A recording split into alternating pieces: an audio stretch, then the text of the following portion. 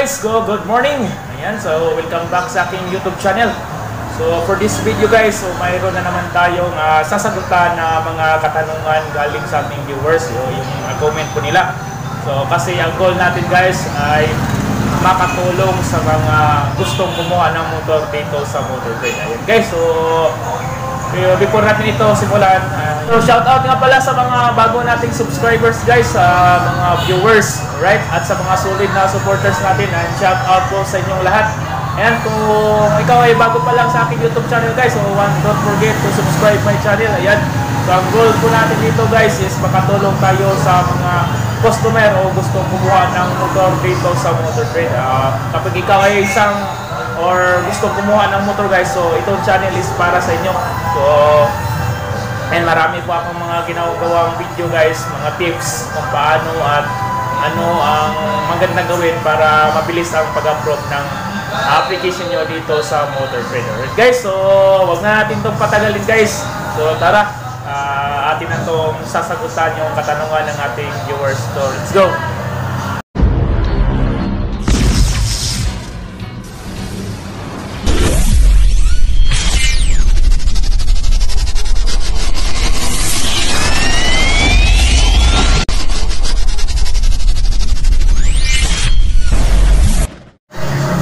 So ito na po yung nag-comment guys. Shout out sa iyo Ma'am Self Vlog. Ayan, 5336. Shout out po sa iyo sir. Ma'am. Ayan, ito po yung tanong po niya. Sir, kapag repeat customer, same pa rin ba ang requirements? So ayan. Alright, so sana nanonood ka ngayon, Ma'am Self Vlog. Ayan, so ito po, sana napanood mo ito. So ito yung sagot po sa tanong po ninyo. Kapag ikaw po ay isang repeat buyer or repeat customer, ayan, so kailangan pa din ng mga requirements po. Ayan, so mayroon pa rin tayong processing sa application. Ayan, so subject for CI pa rin yung application po ninyo, at dapat magbasa pa rin tayo ng mga requirements. Ayan, so katulad po ng proof of income, valid ID, at saka 2x2 picture. So kung ano po yung source of income po ninyo guys, so yun din yung kukunan nyo ng proof of income. For example, ikaw ay isang OFW, so yung previous contract or yung return ticket, ayan. So dapat tugma yung proof of income ninyo sa trabaho po ninyo. Ayan, for example, ikaw ay employed, ayan, payslip, right? Kapag ikaw may business, ayan, business permit. So ayan guys so napaka-importante po yan, yung requirements na proof of income. Alright, so pero guys, ayan, so advantage po ng repeat customer, ayan, so malaking advantage po kapag ikaw ay repeat customer, lalong-lalo na po laking advantage guys. Bakit? Ayan, pag repeat customer ka at maayos yung record, ng mga payments po ninyo, ayan, so hindi na po hassle, ayan, di ba?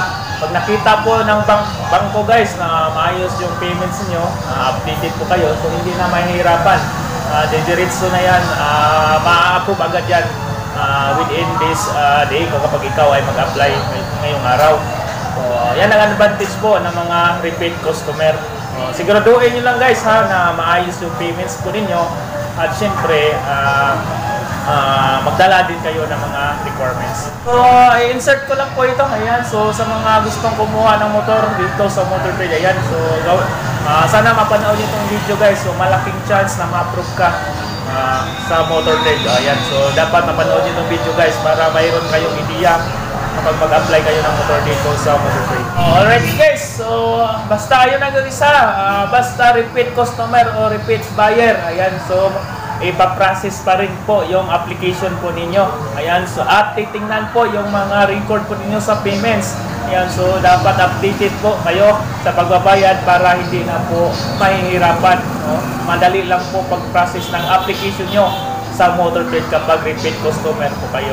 At saka mayroon pa ring requirements guys, dahil sinusunod natin yung financing ng Motor Trade, which is yung Bank of Marati. So mayroon talaga pa ipapakita ng mga proof, yan, or mga requirements. Alright, so ayan guys, so hanggang dito na lang po tayo.